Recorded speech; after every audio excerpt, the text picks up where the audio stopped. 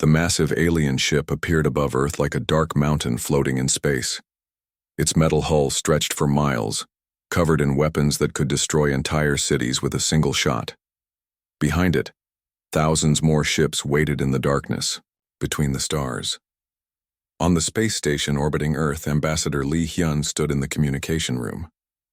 His hands were shaking slightly as he watched the giant alien vessel on the main screen.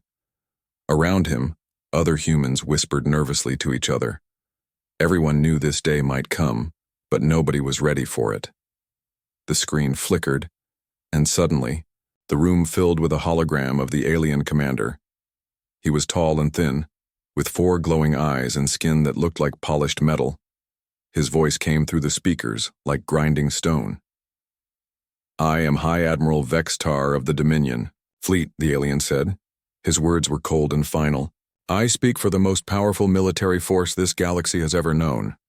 Lee Hyun stepped forward, trying to keep his voice steady. "Welcome to our system, Admiral. I am Ambassador Lee Hyun, speaking for Earth and all human colonies." The aliens. 4 eyes focused on him with something that might have been amusement. "Human, your species has become a problem for the galaxy. You spread too quickly. You refuse to follow the rules that keep order among the stars. You will not bow to your betters." Captain Park Mina, the head of Earth's small defense fleet, clenched her fists. She knew that even if every human ship attacked at once, they would be destroyed in minutes. The aliens had weapons and technology far beyond anything humans had ever built. "What do you want from us?" Lee Hyun asked, though he feared he already knew the answer. Admiral Vextar smiled, showing teeth like sharp metal spikes. "Simple, you will surrender all your military ships. You will accept that the Dominion now rules over your species. You will do exactly as we tell you, when we tell you. This is the only way your people will be allowed to live." The room fell silent. Several of the human representatives looked sick. This was exactly what they had feared most. Not just conquest, but complete slavery to an alien empire that saw humans as nothing more than annoying insects. "And if we refuse?" Park Mina asked, stepping up beside the ambassador. The alien's expression grew darker. "Then we will demonstrate why no species in this galaxy dares to defy the Dominion. We will show you the Void Render." Even Lee Hyun, who had studied alien technology for years, felt his blood turn cold. The Void Render was a legend, a weapon so terrible that most species refused to even speak its name. It could destroy not just planets or solar systems, but completely erase them from existence, leaving nothing behind but empty space. "You have heard of it," Vextar said, noticing the fear in the humans' faces. "Good. Then you understand that resistance is meaningless. The Void Render has never been defeated. It has never failed to completely destroy its target." Behind the alien commander, the hologram showed images of the weapon itself. It looked like a small moon, black as space itself, crackling with energy that made reality itself seem to bend and twist around it. Just looking at it made several humans feel dizzy and sick. "How long do we have to decide?" Lee Hyun asked quietly. 24 of your hours," Vextar replied. "After that, if you have not surrendered completely, we will use the Void Render on your homeworld. Your sun will be erased from existence. Your planet will never have existed at all." The hologram flickered and disappeared, leaving the humans alone in the suddenly quiet room. For a long moment, nobody spoke. The weight of the decision pressed down on them like a mountain. "We have to contact Earth immediately," Park Mina said finally. "The government needs to know." "What government?" asked Dr. Yoon Sora, the chief scientist. "What can any government do against that?" She pointed at the screen, which still showed the massive alien fleet waiting outside their solar system. Lee Hyun was already working at the communication panel. "There might be someone who can help, someone who looks at impossible problems differently than the rest of us." Meanwhile, far below on Earth's surface in the city of Seoul, Kim Tae was completely unaware that the fate of humanity hung in the balance. The 40-year-old engineer sat hunched over his workbench, carefully adjusting a plasma cutting torch. His workshop was a cluttered mess of half-finished projects, strange devices, and tools that he had built himself. Kim Tae looked like a perfectly ordinary man. He was not tall or strong or handsome. His hair was starting to turn gray at the edges, and his clothes were always stained with oil and metal dust. His hands were rough and scarred from years of working with dangerous equipment. Nobody who saw him on the street would guess that he was one of the most brilliant minds on Earth. The communication device on his workbench kept beeping, but he ignored it. He was focused on delicate work, and interruptions always made him lose his concentration. Whatever someone wanted could wait until he finished this adjustment. Finally, after the device had been beeping for nearly 10 minutes, Kim Tae sighed and answered it. His expression quickly changed from annoyance to serious concern as he listened to the voice on the other end. "Admiral Choi Sung here, Tae. We have a situation that requires your immediate attention." Kim Tae set down his tools. Admiral Choi was not someone who called unless something was very, very wrong. What kind of situation? The kind where aliens are threatening to erase Earth from existence unless we surrender in 24 hours. For a moment, Kim Tae said nothing. He looked around his workshop at all the strange projects and experimental devices scattered around the room. His eyes stopped on one particular item in the corner, a metal case about the size of a briefcase, covered in warning labels and connected to several monitoring devices. 24 hours, he said quietly. That is not very much time. Tae, I know what I am asking is impossible. Admiral Choi's voice came through the speaker. But that experimental device you have been working on, Project Helix, is it ready for testing? Kim Tae walked over to the metal case and looked at the readouts on the monitoring devices.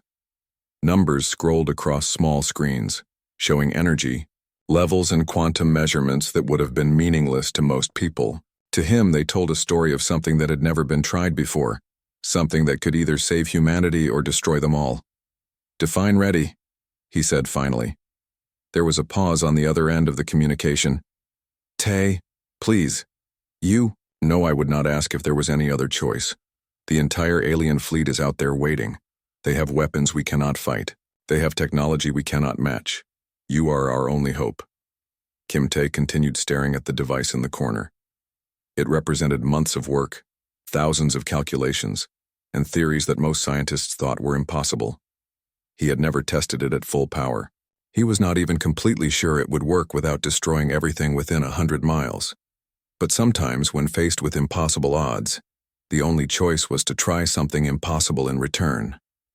"I will need transport to Luna Station," he said finally. "And Admiral, make sure everyone stays far away from the testing area. If this does not work the way I hope, things are going to get very strange very quickly."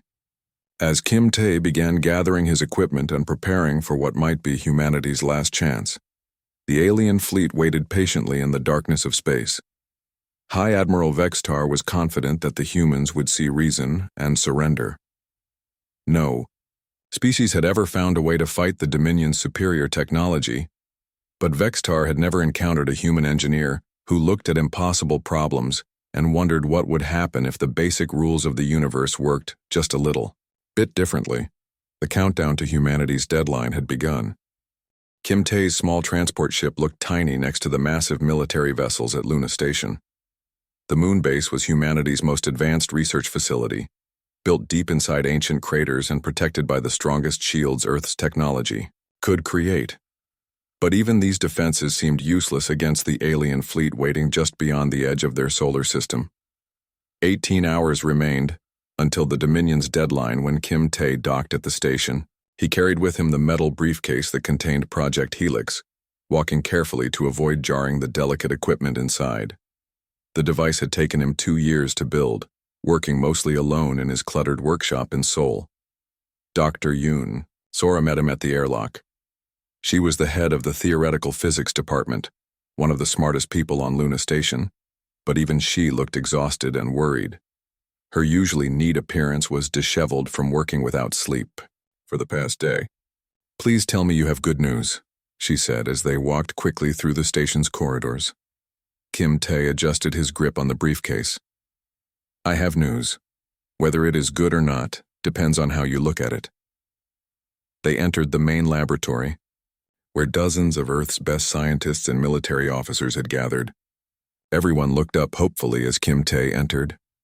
These were people who had spent their careers solving impossible problems, but none of them had ever faced anything like this. General Nam Woo, a tall, stern man in his military uniform, approached them immediately. "Engineer Kim, explain your device to me. Use words a soldier can understand." Kim Tae set the briefcase on a reinforced metal table in the center of the room. When he opened it, several people stepped back nervously. Inside was a complex arrangement of crystals, metal components, and devices that seemed to bend light in strange ways around them. Warning labels covered nearly every surface. "The aliens think in terms of bigger weapons," Kim Tae said, making small adjustments to the device with steady hands. "Planet destroyers, star killers, reality bombs. They believe that more power is always the answer to any problem."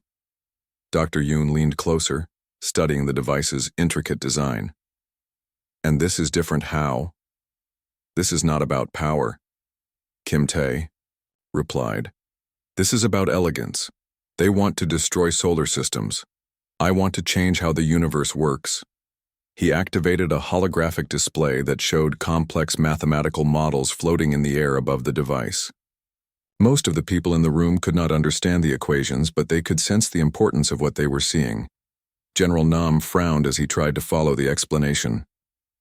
"I do not understand what you are telling me," Kim Tae pointed to different parts of his holographic models. "Every weapon in this galaxy, every shield, every engine, every piece of technology works because of certain rules. The rules of physics, how energy behaves, how matter interacts, how forces work together. These rules are the same everywhere in the universe." "Yes," Dr. Yoon said slowly, "but those rules cannot be changed. They are fundamental constants." "What if they could be changed?" Kim Tae asked simply. "What if, in a small area of space, those rules work differently than they do everywhere else?" The implications hit Dr. Yoon first. Her face went pale as she understood what he was suggesting. "Tae, that is not just a weapon. That is rewriting the basic laws of reality." "Exactly," he confirmed. "Every alien ship, every Dominion battleship, every piece of their technology assumes certain things about how the universe works.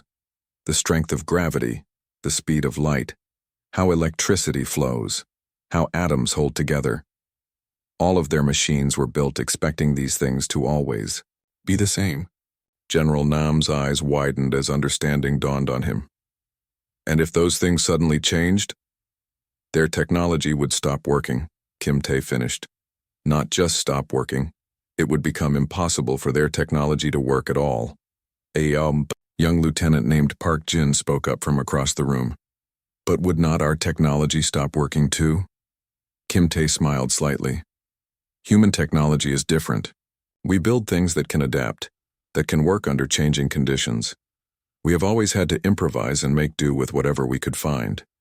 Alien technology is precise, efficient, and completely dependent on everything working exactly as expected." Dr. Yoon studied the device more carefully. "How large an area can this affect?" "That depends on the power source," Kim Tae replied. "With Luna Station's main reactor, I can create a field that covers this entire solar system." The room fell silent as everyone absorbed this information. Outside their windows, they could see the distant glow of the alien fleet, thousands of ships carrying weapons that could destroy planets. But if Kim Tae was right, all of those weapons might become useless metal floating in space. Admiral Choi Sung's voice crackled through the communication system from the bridge of his flagship. "All stations, this is Admiral Choi. Long-range sensors show the alien fleet is beginning to move into attack formation. They are activating their main weapon." General Nam looked at Kim Tae urgently.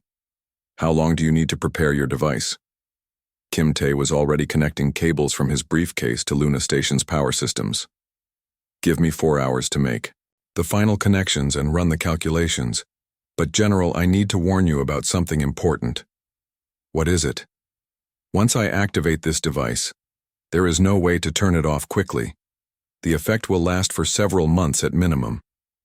During that time, this entire region of space will operate under different physical laws. Some of our own systems might behave strangely. Dr. Yoon checked her calculations on a nearby computer. Tay, the energy requirements for this are enormous. Are you sure Luna Station's reactor can handle it?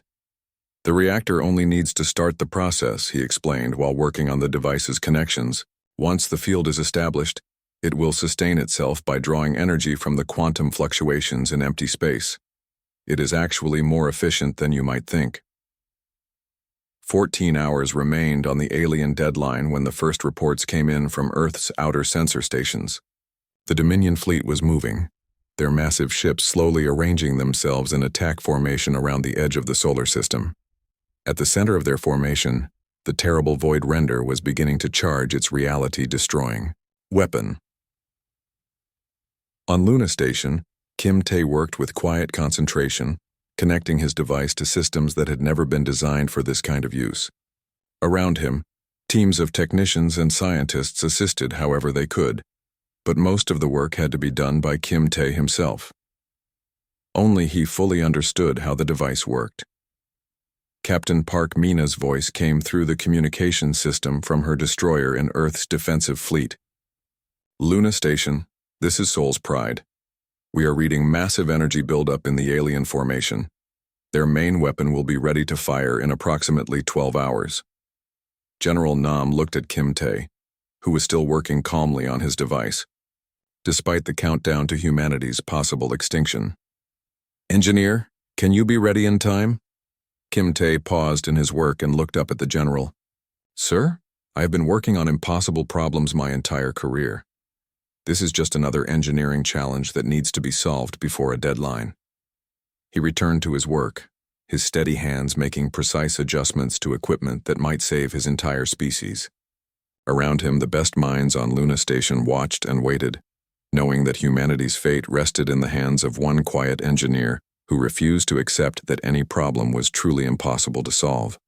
Outside in the darkness of space, the alien fleet continued its slow advance toward Earth, confident that no force in the galaxy could stand against their superior technology. They were about to discover just how wrong they could be. The bridge of the Dominion flagship Eternal Conquest was a monument to alien engineering. Every surface gleamed with polished metal, and holographic displays showed the positions of thousands of ships in perfect formation. High Admiral Vextar stood at the center of it all, his 4 eyes focused on the tactical screens that showed the approaching moment of humanity's destruction. Status report on the Void Render, he commanded. His tactical officer, a creature with 6 arms and skin like dark crystal, responded immediately. Charging at 92% capacity, Admiral. The weapon will be ready to fire in exactly 11 hours and 37 minutes. Vextar nodded with satisfaction. The Void Render was the most powerful weapon ever created, capable of erasing entire star systems from existence. No shield could stop it, no defense could protect against it. When it fired, the human solar system would simply cease to have ever existed. Any response from the human fleet? He asked. Their defensive ships are taking position around their home world, reported his communications officer. Approximately 200 vessels. They appear to be preparing for a hopeless last stand. Vextar almost felt sorry for them. The human fleet was pathetically small compared to his armada of 50,000 ships. Even without the Void Render, the battle would be over in minutes. But orders were orders, and the Dominion Council had decreed that humanity must be completely eliminated as an example to other rebellious species. Far from the alien fleet, Kim Tae sat alone in a small stealth shuttle, flying toward a seemingly empty patch of space between the Dominion forces and Earth's defenders. His briefcase device was secured beside him, its displays showing that all systems were functioning perfectly. Tae, are you certain about the calculations? Dr. Yoon's voice came through his communication system from Luna Station. He double-checked his instruments one final time. The mathematics had to be perfect. One small error and the device might destroy Earth instead of saving it. Physics is physics, Sora. At least it was until today. Behind him in Earth's solar system, Admiral Choi Sung commanded humanity's small, defensive fleet from his flagship Indomitable. Through his viewports, he could see the massive alien formation slowly advancing like a wall of death approaching his home world. All ships, he broadcast on the fleet frequency. Remember the plan. The moment Engineer Kim gives us the signal, we advance at full speed. If his device works, we will have perhaps 10 minutes before the aliens figure out what happened. Captain Park Mina, now commanding the destroyer Soul's Pride, felt her heart pounding as she watched the enemy fleet on her screens. Admiral, are we really betting everything on one engineer with a briefcase? Admiral Choi's voice was steady despite the impossible odds they faced. Not just any engineer, Captain.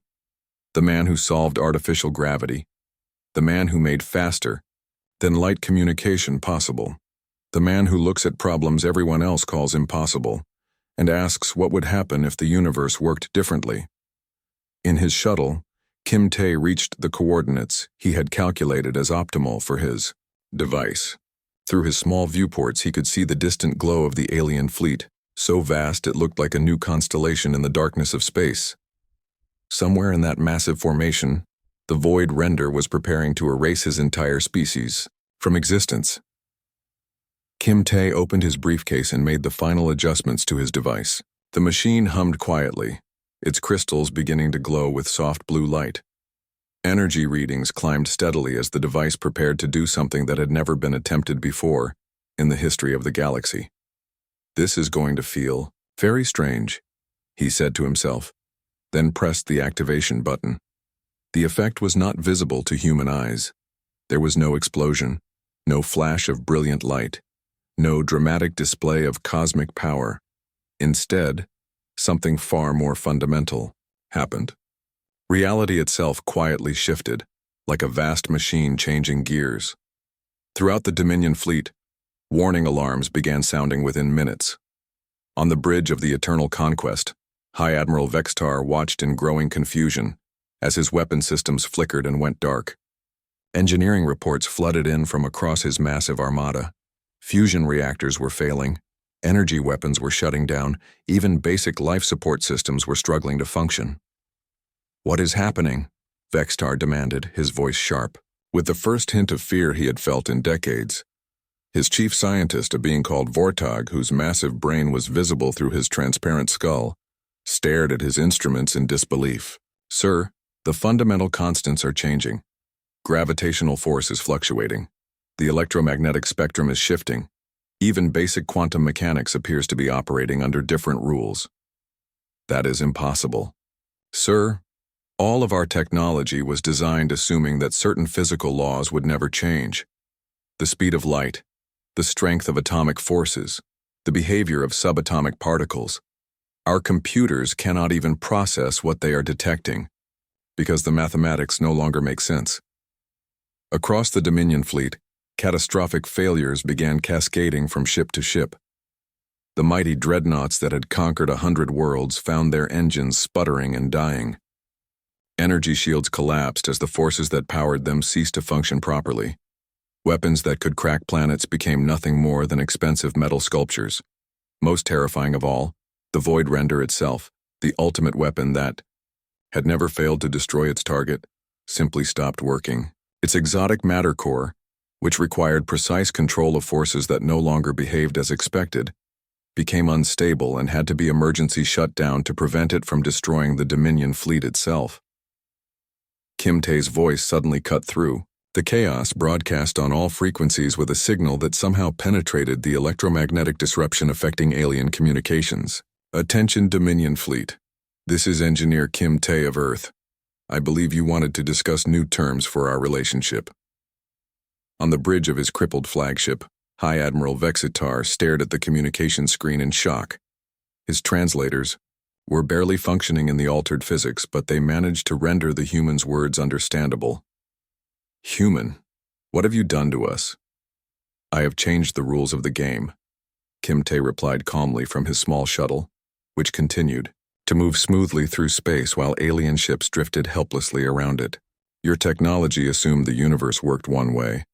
Now it works differently. My technology, however, was designed to adapt to changing conditions." To demonstrate his point, Kim Tae activated his shuttle's engines, accelerating smoothly past several massive Dominion battleships that were now as powerless as floating rocks. Behind him, the human fleet began advancing, their ships equipped with Kim Tae's adaptive systems functioning perfectly in the altered space. Captain Park Mina could barely believe what she was seeing as the Soul's Pride maneuvered between disabled alien dreadnoughts, each one kilometers long and completely helpless. Tae, how long can you maintain this effect? That is the beautiful part of the design. His voice came back cheerfully. The device created a cascade effect in the quantum structure of space itself. This entire region will operate under modified physical laws for approximately 6 months. No additional energy input required. Dr. Yoon Sora, monitoring everything from Luna Station, shook her head in amazement. 6 months of localized universe alteration. The physics papers alone will revolutionize our understanding of reality. Admiral Choi Sung took a more practical view as he surveyed the completely disabled alien armada.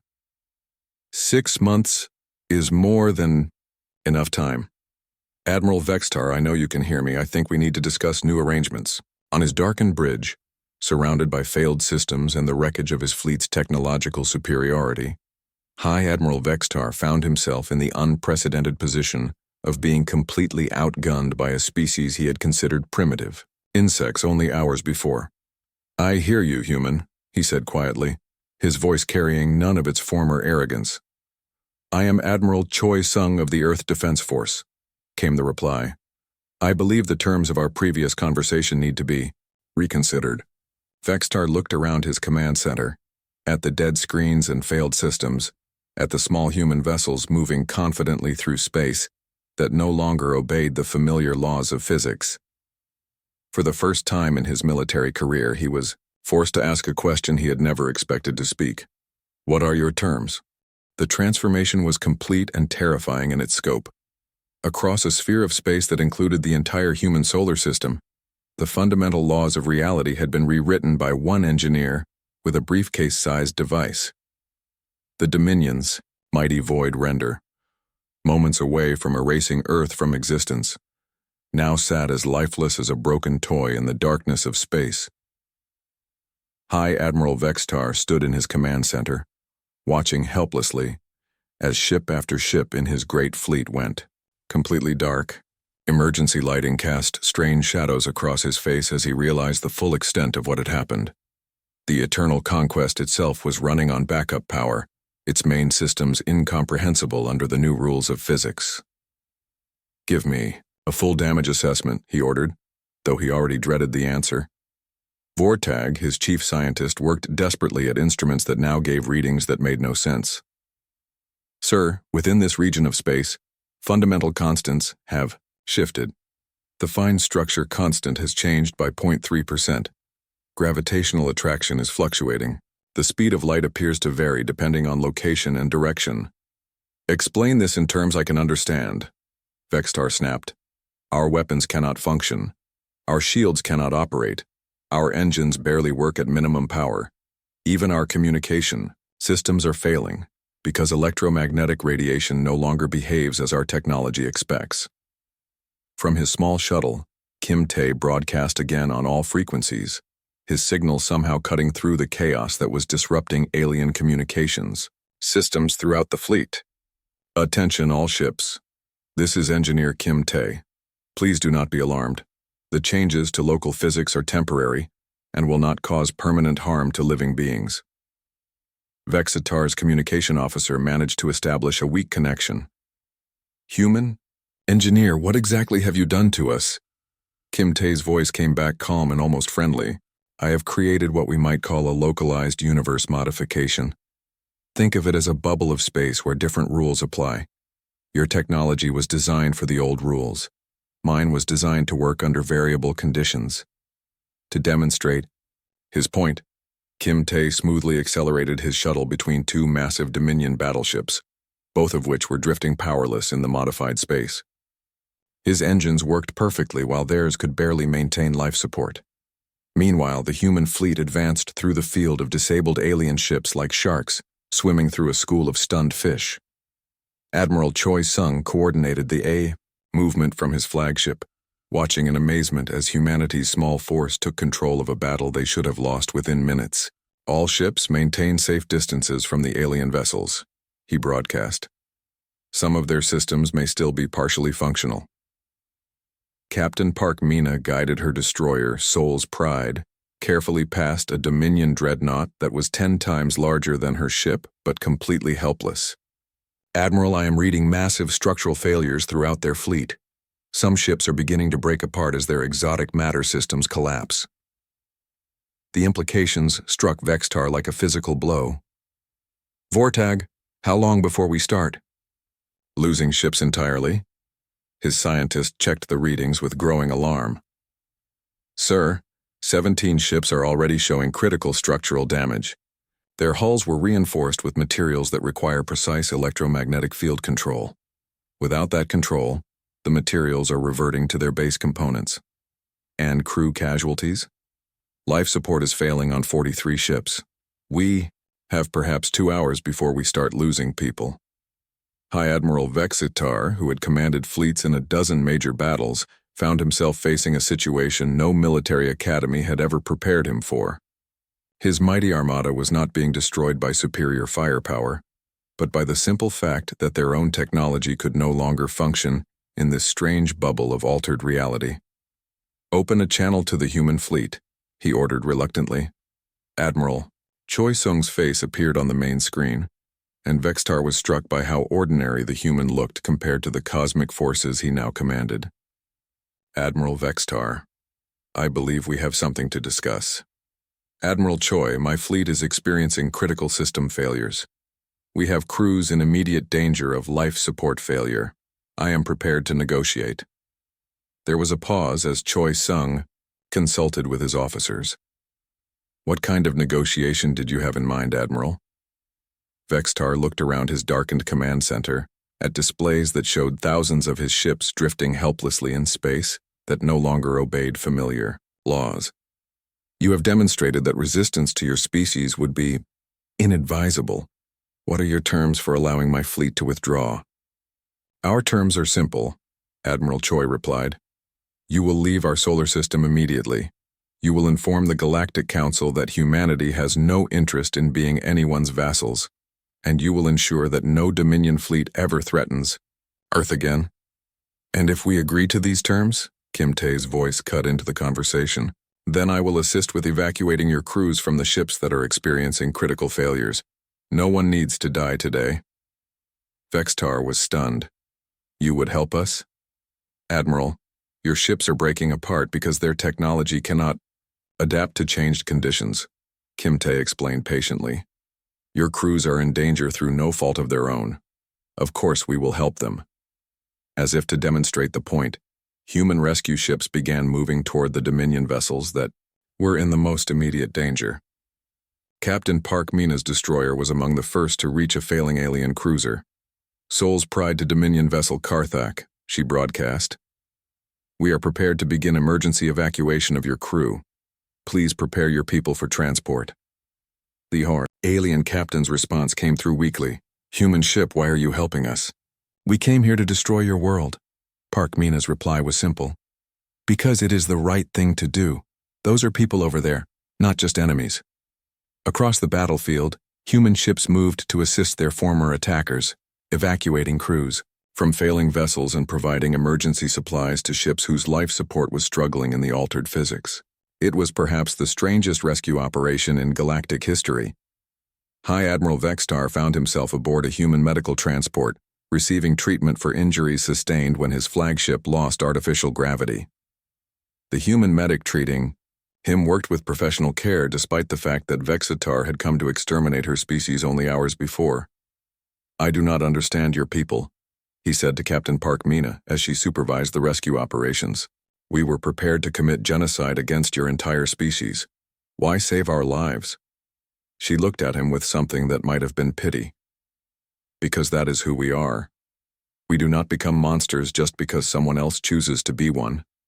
As the rescue operations continued, reports began reaching them from across the galaxy. News of what had happened in the human solar system was spreading at faster than light speeds through the galactic communication network.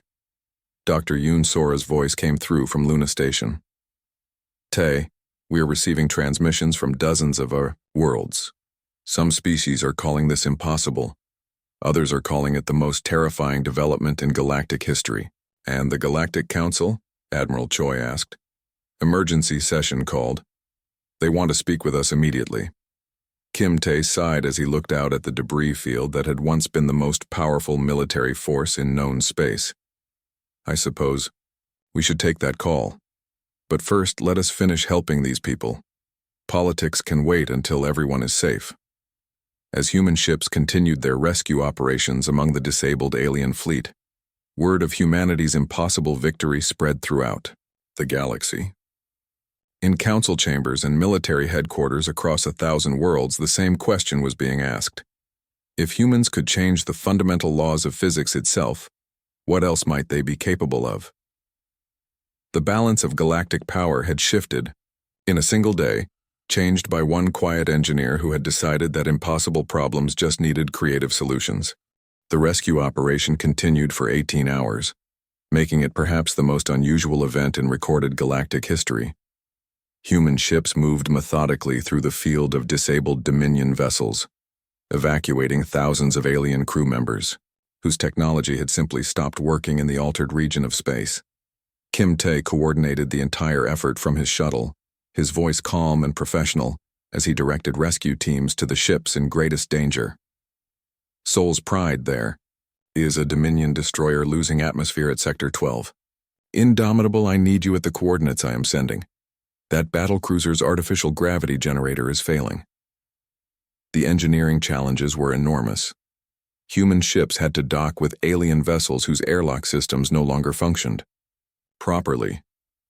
Rescue teams had to navigate alien ship designs while wearing environment suits, since life support systems designed for different species were failing in unpredictable ways. High Admiral Vextar found himself in the medical bay of a human rescue vessel, still trying to understand what had happened to his fleet. The human doctor treating his injuries from the gravity failure was surprisingly gentle, considering that he had arrived planning to destroy her world. Why are you doing this? He asked Captain Park Mina as she supervised the evacuation of his command crew. We came here as conquerors. We threatened your entire species with extinction. Park Mina looked at him with an expression he could not quite identify. Because those are living beings over there dying in ships that are falling apart. It does not matter what they intended to do. What matters is what we choose to do now. The philosophical difference was striking. The Dominion military doctrine was based on strength, dominance, and the elimination of threats. Human military doctrine, it seemed, was based on protecting life, even when that life belonged to enemies. As the rescue operations continued, reports flooded in from across the galaxy. News of the impossible victory over the Dominion fleet was spreading through the galactic communication networks faster than anyone had expected. Dr. Yoon Sora's voice crackled through the communication system from Luna Station. Tae, we are receiving messages from governments on over 200 worlds. Some are expressing amazement. Others are demanding explanations. A few are expressing what can only be described as terror. What about the Galactic Council? Admiral Choi Sung asked from his flagship. Emergency session. They want an immediate conference with Earth's representatives. And Tae, they are specifically requesting that you participate personally. Kim Tae paused in his coordination of the rescue efforts. He had never been particularly interested in politics or diplomacy. He was an engineer who solved technical problems. But apparently, changing the fundamental laws of physics qualified as a political act. I suppose someone has to explain what happened, he said finally. But first, let us finish getting everyone to safety. The holographic projection system at Luna Station filled with representatives from dozens of alien species, their various forms of communication creating a babel of sounds, lights, and electromagnetic patterns. The emergency session of the Galactic Council looked more like a panic meeting than a formal diplomatic gathering. The representative from the crystalline hierarchy, a being that looked like living diamond, spoke first. Its voice came through the translators like music made of breaking glass. Humans of Earth, the Council requires immediate answers. Is this technology of yours deployable in other star systems? Could you alter the physical laws anywhere in the galaxy? Kim Tae stepped forward, still wearing his oil-stained work clothes and looking remarkably ordinary among the elaborately dressed alien dignitaries. The technology exists. Whether we choose to use it again depends entirely on how we are treated by the galactic community. A wave of concerned sounds rippled through the assembled representatives. The implications were staggering. Any species that threatened humanity might find their own technology suddenly useless, their fleets disabled by the simple expedient of changing how the universe worked in their region of space. The representative from the Aquatic Consortium, a being that existed in a mobile water environment, pulsed with agitation. Do you understand what you have done? The balance of power that has maintained galactic peace for thousands of years was based on predictable military capabilities. You have made prediction impossible. Admiral Choi Sung stepped up beside Kim Tae. That balance of power was based on fear and oppression. Fear of species with larger fleets, oppression of those without the strength to resist. Perhaps it is time for a different kind of peace. High Admiral Vexitar, now a prisoner but treated with dignity aboard a human medical ship, was granted permission to address the council. His image appeared in the holographic display, showing him bandaged but alert. Council members, I came to the human system believing they were a minor threat to be eliminated quickly and efficiently. Instead, I discovered a species that can rewrite the fundamental laws of reality itself, and then chooses to use that incredible power to save the lives of their enemies. The council chamber fell silent as the full implications of his words settled over the assembled representatives. The humans disabled our entire fleet without destroying a single ship, Vextar continued. They rendered our ultimate weapon useless, without harming anyone. Then, when our ships began failing and our crews were in danger, they risked their own people to rescue us. This is not the behavior of a species that seeks galactic dominion. Ambassador Lee Hyun, who had begun this crisis by requesting 24 hours to consider the Dominion's ultimatum, now stood as humanity's voice before the assembled galaxy. We do not seek to rule over anyone. We do not want to impose our will on other species or control galactic politics. We simply want to be allowed to exist, to explore, to learn, and to contribute to galactic civilization as equals. The representative from the ethereal collective, a being of pure energy that flickered between visible and invisible states, asked the question that everyone was thinking. And if another species threatens you as the Dominion did? What happens then? Kim Tae smiled, though it was not entirely a pleasant expression. Then they will discover that I am only one engineer working mostly alone in a small workshop. Imagine what humanity might accomplish if we were truly threatened and decided to work together on the problem. The silence that followed was profound. Every representative in the council chamber understood the implications. If one human engineer working alone could neutralize the galaxy's most powerful military force, what could their entire species accomplish if they put their minds to it? The vote to reorganize the Galactic Council and offer Earth a permanent seat was unanimous. No one wanted to find out what Kim Tae might build next if humanity felt truly threatened. But perhaps more importantly, several species requested permission to send scientists and engineers to Earth to study human methods of problem-solving, not the technology itself, but the way humans approached impossible challenges. As the council session ended, Kim Tae returned to his simple task of coordinating rescue operations.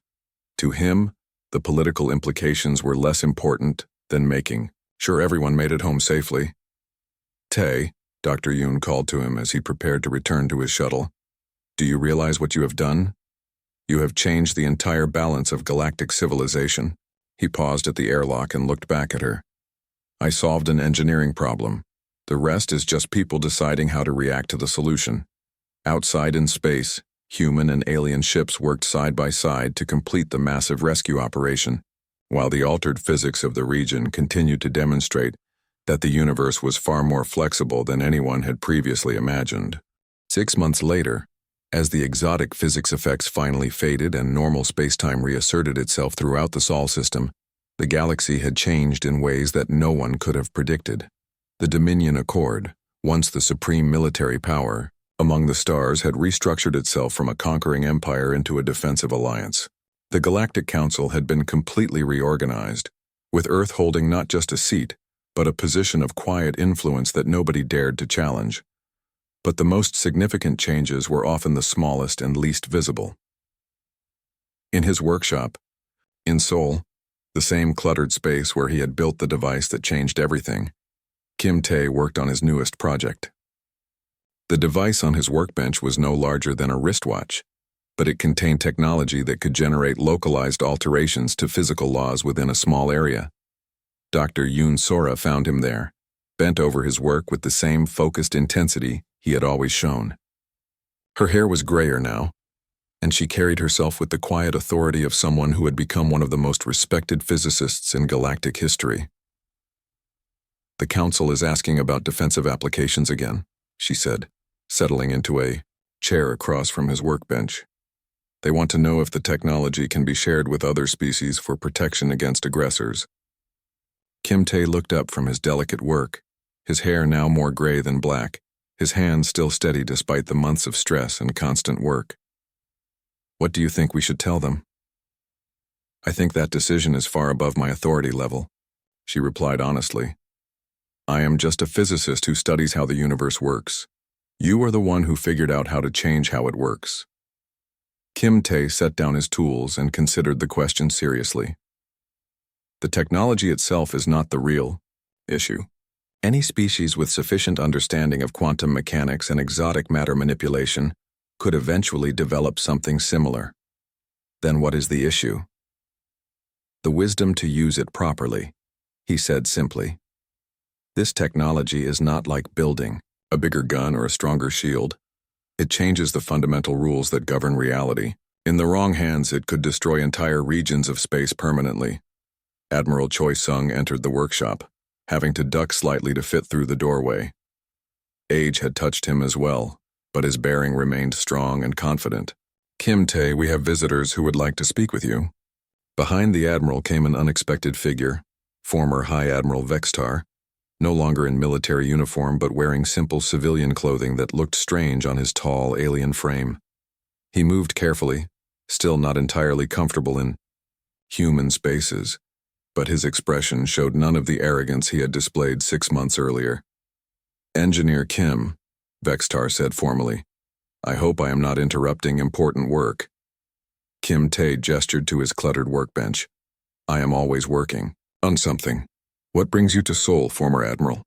"I have been assigned to a new position within the reformed Dominion government," Vextar explained. "Cultural exchange liaison. My superiors believed that someone who had experienced your capabilities firsthand would be best suited to establishing proper relations with humanity." Dr. Yoon smiled slightly. "That seems like a wise choice." Vextar looked around the workshop with obvious fascination, taking in the scattered projects, half-finished devices and tools that Kim Tae had built himself. "This is where it happened, where you built the device that changed the balance of power in the entire galaxy." "This is where I work on solutions to interesting problems," Kim Tae corrected gently. "The political implications were not something I planned for. But surely you understood the consequences of what you were building." Kim Tae picked up his current project, the wristwatch-sized device that could alter local physics. "I understood that my species was facing extinction, and I had an idea that might prevent that. Everything else was just engineering details that needed to be worked out." Vexitar studied the human engineer carefully. 6 months ago, this ordinary-looking man had single-handedly neutralized the most powerful military force in galactic history. Now he sat in his cluttered workshop, calmly working on what appeared to be an even more advanced version of the same technology. "Your species continues to surprise us," Vextar said finally. "When faced with impossible odds, most civilizations either surrender or fight hopeless battles. Humans seem to respond by changing the nature of the problem itself." "Captain," Park Mina's voice came through the workshop's communication system. "All stations, this is Seoul's Pride. We have incoming vessels at the edge of the system. It appears to be a diplomatic convoy from the hegemony worlds. They are requesting permission to visit Earth and study human engineering methods." Admiral Choi Sung chuckled. "Another delegation wanting to understand how we solve problems. That makes the 4th one this month." Kim Tae returned to his work, making precise adjustments to the tiny device with practiced hands. Let them come. There is nothing secret about human engineering methods. We look at problems, we ask what would happen if we changed the basic assumptions, and then we build solutions based on those changed assumptions. You make it sound simple, Vextar observed. It is simple, Kim Tae replied. Difficult sometimes, dangerous, requiring precise calculations and careful testing, but conceptually simple. Most beings see impossible problems and accept that they are impossible. Engineers see impossible problems and ask what conditions would have to change to make them possible. Dr. Yoon laughed, remembering the day when Kim Tae had first explained his device. When you put it that way, it sounds almost reasonable. But you did not just change conditions, Tae. You changed the fundamental constants of the universe. Same principle, larger scale, he said with a slight smile. The communication system activated again. Workshop Seoul, this is Luna Station. We are receiving a priority transmission from the Galactic Council. They are reporting unusual energy readings from the Void Nebula region. Several species are requesting immediate consultation with Engineer Kim regarding possible applications of reality modification technology. Admiral Choi Sung looked at the readouts that appeared on Kim Tae's workshop displays. Another crisis that conventional technology cannot solve? Kim Tae studied the data for several minutes, his mind already working through possibilities and calculations. Interesting. It appears that someone has been experimenting with exotic matter manipulation near a collapsed star. The gravitational distortions are creating cascade effects in local space-time. Can it be fixed? Dr. Yoon asked. Probably, but it will require a more sophisticated approach than my first device. He held up the wristwatch-sized gadget he had been working on. Fortunately, I have been developing something that might be suitable for more complex applications. Vextar watched this exchange with growing amazement. You discuss altering the fundamental structure of reality, the way most beings discuss repairing broken equipment.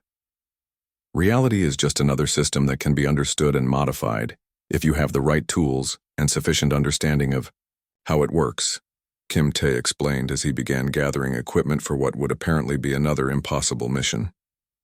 The key is not to think of it as impossible, but rather as a very complex engineering problem.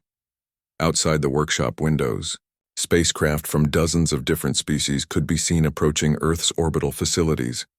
Scientists, engineers, diplomats, and philosophers from across the galaxy were coming to study not just human technology, but human ways of thinking about problems.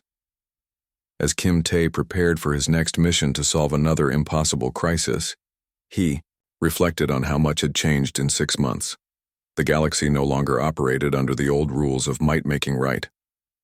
Instead, it was slowly learning to operate under new principles, that any problem could be solved if approached correctly, that impossible was just another word for not yet understood, and that sometimes the best solution was to change the rules of the game entirely. The former High Admiral Vextar prepared to leave but paused at the workshop door. Engineer Kim, may I ask you one final question? Of course. Do you ever wonder what would have happened if your device had not worked? If humanity had been destroyed as the Dominion intended? Kim Tae considered this for a moment, then smiled. Then someone else would have had to solve the problem. There are always solutions, Admiral. Sometimes you just have to be willing to think differently enough to find them. As Vextar left the workshop, he carried with him a new understanding of what made humanity so unique in the galaxy. It was not their technology or their weapons or their military strength. It was their fundamental refusal to accept that any problem was truly unsolvable. In workshops and laboratories across Earth, human engineers continued working on projects that other species considered impossible, and throughout the galaxy a new age was beginning. An age where the old rules no longer applied, where impossible problems became just another day's work, and where a quiet engineer with oil-stained hands could change the universe simply by rolling up his sleeves and getting to work. The galaxy would never be the same, and Kim Tae, surrounded by his tools and his endless projects, would not have it any other way. The end.